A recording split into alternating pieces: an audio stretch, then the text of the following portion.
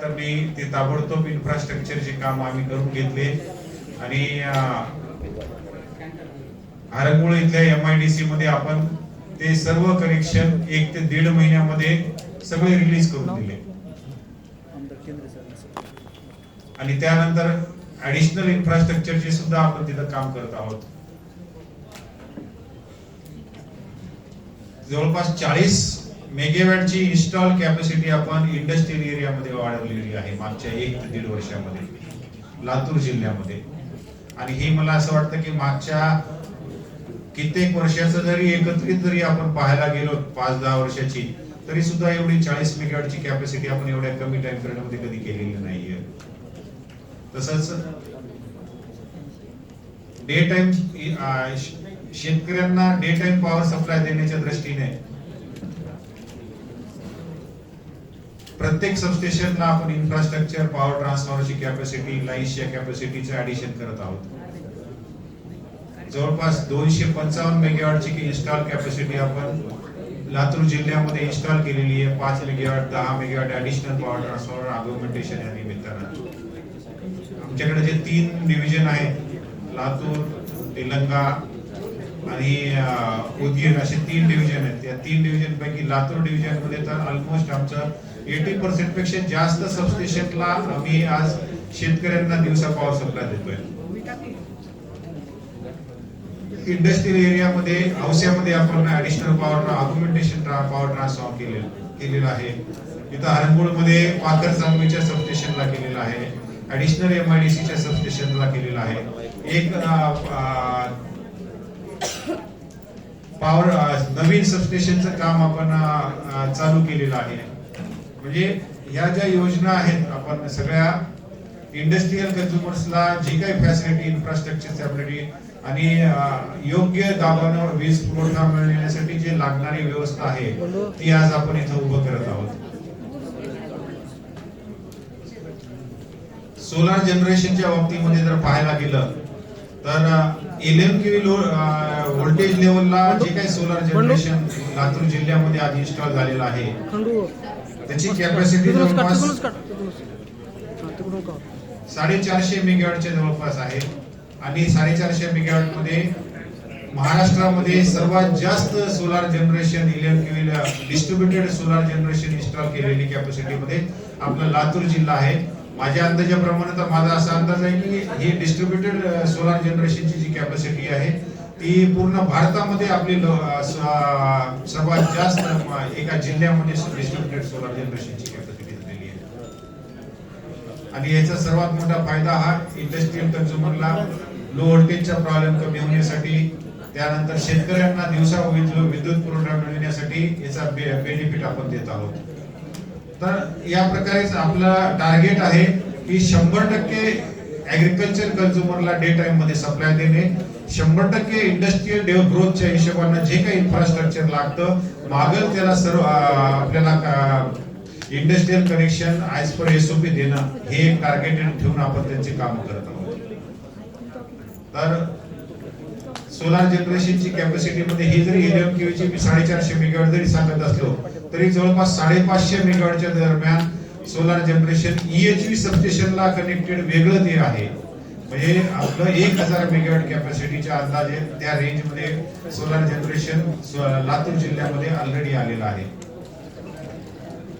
बऱ्याचशा स्कीम्स आपण या ठिकाणी राबवत आहोत. त्यामध्ये सबसिडी दिली जाते. खास करून मराठवाडा, विदर्भ, उत्तर महाराष्ट्र याच्यासाठी जी स्कीम सबसिडी असते त्यामध्ये 1 रुपया पर युनिट मध्ये आपल्याला इथं सबसिडी मिळते. त्यानंतर डे टाइम मध्ये सप्लाय वापरण्याबद्दल सुद्धा त्याचे काही ऍडिशनल बेनिफिट दिले जातात. आता हे स्मार्ट मीटर स्कीम आलेली आहे. स्मार्ट मीटर मुळे आपल्याला मोबाईल मध्ये एक ऍप मिळतं. ते जर डाउनलोड जर केलं आपण ऍप तर आपल्याला आपला सध्या किती वापर चालू आहे, हिस्ट्री मध्ये माझा किती वापर झालेला आहे, मी कधी पेमेंट केलेला आहे, त्याच्यावर कंप्लेंट रजिस्टर करायची, अशा बरेच विविध त्याच्यामध्ये आपल्याला गोष्टी पाहायला मिळतात. आणि ते स्मार्ट मीटर्स मध्ये त्याचा सगळ्यात मोठा बेनिफिट म्हणजे ग्राहकाला रेडी रेकनर डाटा त्याच्या मोबाईल मध्ये उपलब्ध व्हायला सुरुवात झालेला आहे. त्यामुळे माझी सर्व ग्राहकाला विनंती आहे की स्मार्ट मीटर जर बसलेलं असेल तर ते एक मोबाईल ॲप आहे, ते मोबाईल ॲप डाउनलोड करा आपल्या मोबाईलवर आणि रजिस्टर्ड, फक्त त्याला एकच कंडिशन आहे की तुमचा मोबाईल नंबर, तो रजिस्टर्ड मोबाईल नंबर जर असेल तर तुम्हाला त्याचा वापर करता येतो. म्हणजे आज आपलं जे आहे MSME चे जे फॅसिलिटीज आहेत महावितरणच्या, ह्या हँडी आणि काळाच्या ओघामध्ये बदलत बदलत जशी काही AI प्रमाणे आहे त्याप्रमाणे ती फॅसिलिटी देण्याचा प्रयत्न आपण करतो. तसेच आता व्हॉट्सअपवर मेसेज सुद्धा फॅसिलिटी दिलेली आहे. जर तुमचा रजिस्टर्ड मोबाईल जर असेल तर त्या रजिस्टर्ड मोबाईलद्वारे तुम्हाला व्हॉट्सअपवर मेसेज येतात. कंप्लेंट रजिस्टर करण्याची प्रोव्हिजन पण दिलेली आहे. तुमचं लाईट बिल तुम्हाला व्हॉट्सअपवर डायरेक्टली अवेलेबल व्हायची व्यवस्था झालेली आहे. त्यामुळे तुम्ही पाहिजे असेल तर तुमचा जर रजिस्टर्ड मोबाईल जर केलेला असेल तर तुम्हाला ऑटोमॅटिक सगळ्या ह्या फॅसिलिटी व्हॉट्सअपवर अवेलेबल व्हायला सुरुवात झालेली आहे. म्हणजे एका क्लिकवर सगळ्या फॅसिलिटीज आहेत.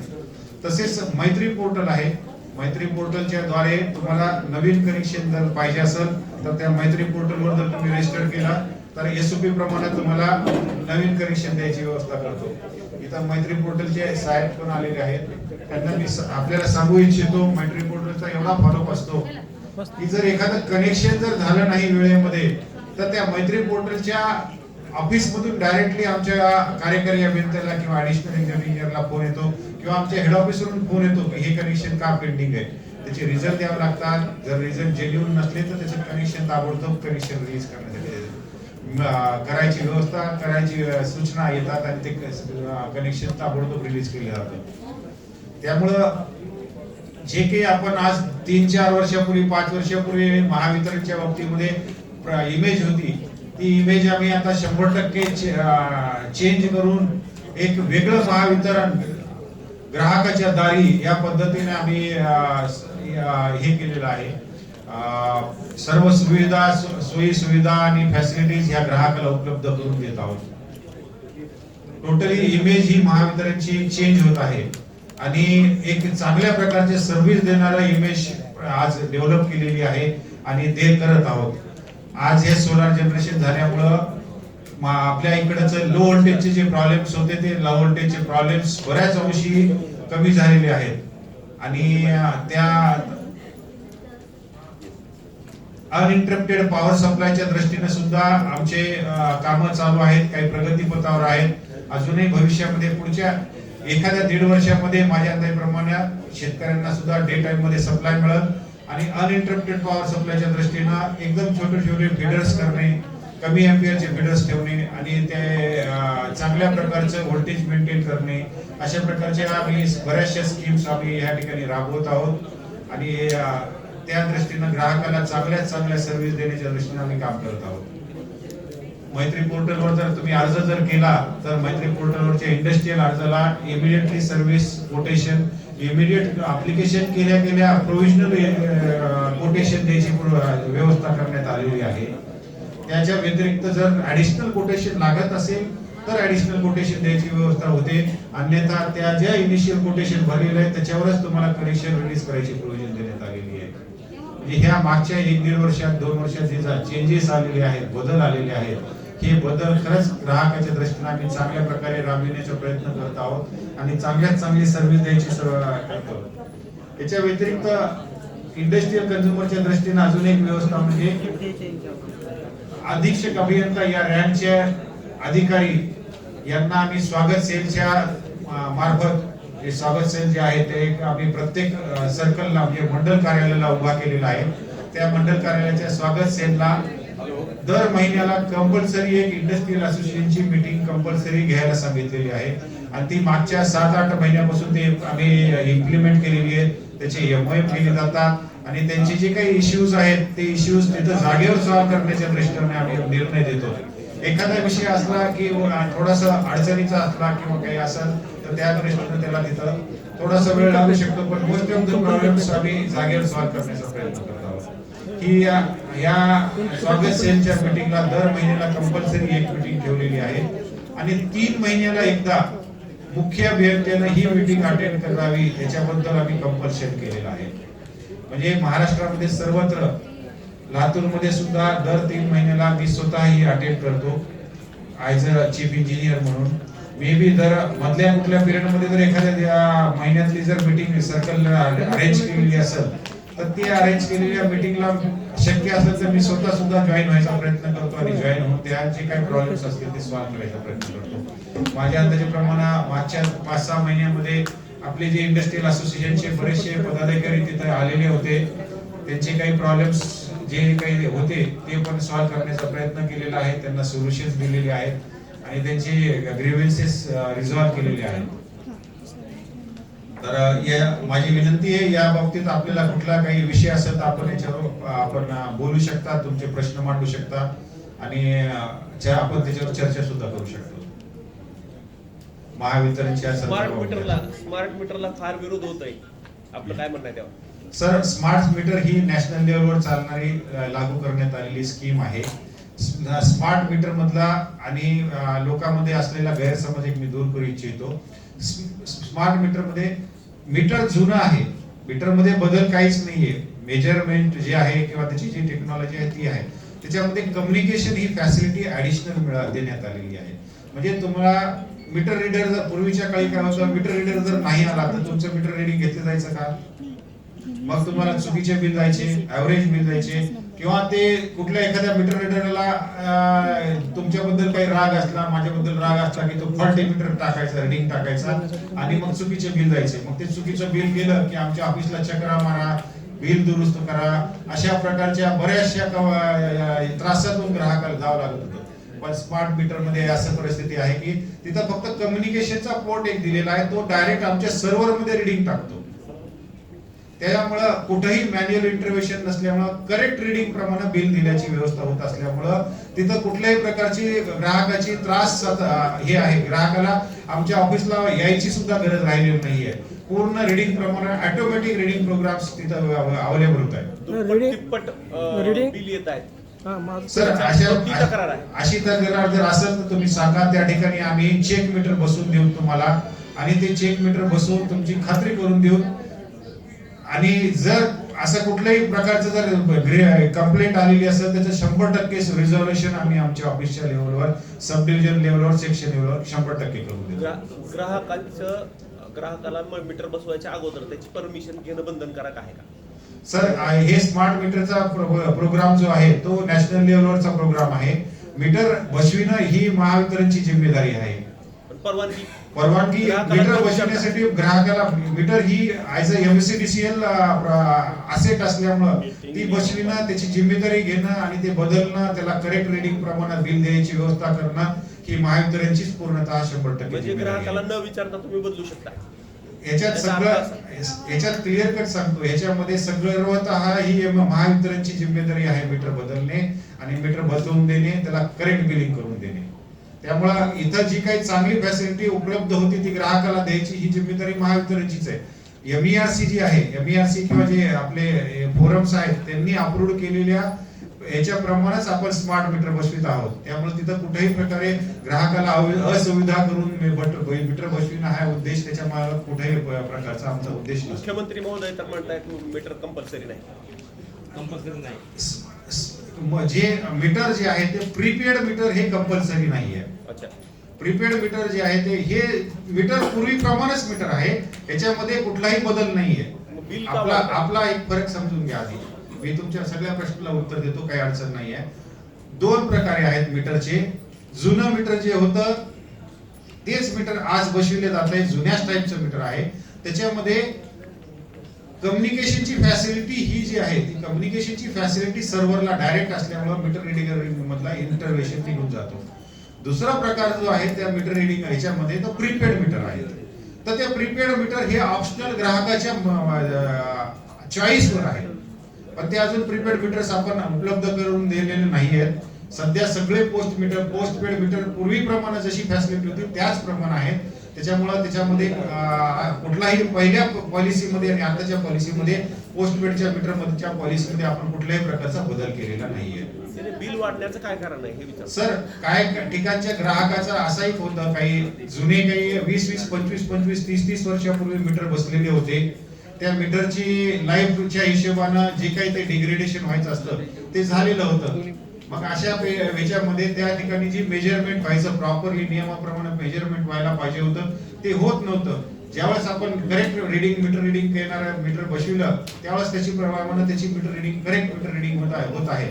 समजा जर एखाद्या ग्राहकाचं जर फास्ट रीडिंग किंवा जास्त रीडिंग पडत आहे म्हणून जर तुम्ही कंप्लेंट दिली तर 100% तुमच्या मीटरला सिरीज मध्ये मीटर बसवून तुमच्या टॅली करून तुमची खात्री करूनच दिले जाईल 100%. याच्याबद्दल मी ग्वाही देतो. आमच्या सर्व उपविभागाच्या सेक्शन ऑफिसला सूचना दिलेल्या आहेत की कुठल्याही प्रकारची जर अशा प्रकारची जर कंप्लेंट आलेली असेल तर ती ऑन द प्रायोरिटी अशा प्रकारे सॉल्व्ह करण्याची व्यवस्था करण्यात यावी. सर आता आमचं मी 2 दिवस झालं लाईट बिल आम्ही भरलो तरी पण आम्ही परत 40-41 दिला. त्याच्यासाठी एक काम करा, तुमचं जे जुनं हे आहे त्याच्यात एक खास करून ग्राहकाचं ह्या गोष्टीकडे लक्ष नसतं की त्याच्यात ड्यू डेट दिलेली असते. म्हणजे एकदा बिल जनरेट केलं मी समजा 1 तारखेला बसा मॅडम सांगतो मी 1 तारखेला बिल जनरेट केलं तर आपण काय करतो आपल्याकडे जसे पैसे अवेलेबल होतील त्याप्रमाणे आपण ते पैसे भरतो, बरोबर आहे. पण आमच्याकडे कसं असतं की ते कॅल्क्युलेशन करताना तुम्हाला दिलेली असते एक प्रॉम्प्ट पेमेंटची डेट असते. 7 दिवसाच्या आत जर तुम्ही बिल भरलं तर तुम्हाला एवढं डिस्काउंट आहे. तुम्ही 21 दिवसाच्या पर्यंत भरलं तर तुम्हाला त्या रिडिंग याच्या प्रमाणे त्यांनी जेवढं आमच्या बिलावर बिल दिलेलं असतं की ह्या डेट पर्यंत भरल्यास एवढं बिल भरावं लागेल म्हणून. आणि जर त्या 21 दिवसानंतर जेव्हा तुम्ही बिल भरता त्यावेळेस तुम्हाला काही आमचे ह्याची ऍडिशनल चार्जेसची पेनल्टीची प्रोव्हिजन असते किंवा तुम्ही लेट पेमेंट चार्जेस लागतात. ते लेट पेमेंट चार्जेस भरावे लागतात.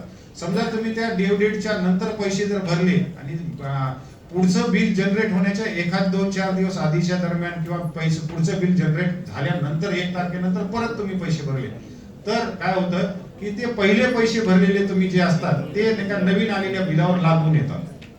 मग ते लागून आलेले पैसे तुम्हाला ऑफिसमध्ये जाऊन कमी करून उरलेलं बिल भरावं लागतं. तर तेवढी फक्त खात्री करत चला की जे तुम्ही भरता बिल तर ते मागच्या बिलाच्या कुठल्या डेट मध्ये कशा प्रकारे भरता. ते ड्यू डेटच्या आतमध्ये जर तुम्ही पैसे भरलेले असतील तर मग पुढच्या बिलामध्ये लागून येत नाही. बऱ्याच वेळेस आपण ती तारीख पाहत नाही आणि मग न तारीख पाहिल्यामुळे काय होतं पुढच्या बिलामध्ये मागचे पैसे परत लागून आल्यामुळे बिल डबल आलं असा आपला गैरसमज होतो. तर ते मग फक्त आमच्या ऑफिसमध्ये जाऊन कमी करून घ्यायचं आणि उरलेलं बिल भरायचं. एक्स्ट्रा पैसे कुठे भरायची गरज पडत नाही. काय त्याला काही पैसे बिल कमी करून घेण्यासाठी कुठले एक्स्ट्रा चार्जेस सुद्धा लागत नाही, काहीच होत नाही. सर माझा अजून एक प्रश्न आहे. ऑनलाईनला पैसे भरल्यानंतर जे आपले समजा 100 रुपये बिल आहे तर 101, 102, 103 रुपये कटतात. मग तो नाही जीएसटी आहे तर त्याचं काय म्हणजे नेमके 3 रुपये 2 रुपये कोणाकडे जातात? सर ते हे जे आहे ऑनलाईन मध्ये पेमेंट करताना आमच्याकडे जमा होताना पैसे तुम्ही जेवढे पैसे भरलेले आहेत तेवढेच पैसे आमच्याकडे जमा होतात. त्याच्यावर 1ही रुपया जमा कटतात ना. तर ती जी फॅसिलिटी आहे ते ऑनलाईन पेमेंट करणारी सुविधा ज्याची तुम्ही घेतलेली आहे त्यांच्याकडून काही डिडक्शन होतं का ह्याची थोडीशी खात्री. मोबाईलवरून केल्यावर पण तसं तर ते ती जी तुम्ही ज्या बँकिंगचं किंवा ज्याचे फॅसिलिटरचं तुम्ही ही फॅसिलिटी यूज करताय त्यांचे काही चार्जेस आहेत का एवढं फक्त चेक करून घ्या. जर ते चार्जेस लागत असतील तर ते तुमच्या अकाउंटवर त्यांनी डिडक्ट करणार. पण आमच्याकडे पैसे जमा होताना मात्र आमच्या बिलाप्रमाणे तुम्ही जेवढे पैसे भरलेले आहेत तेवढेच पैसे फक्त आमच्याकडे.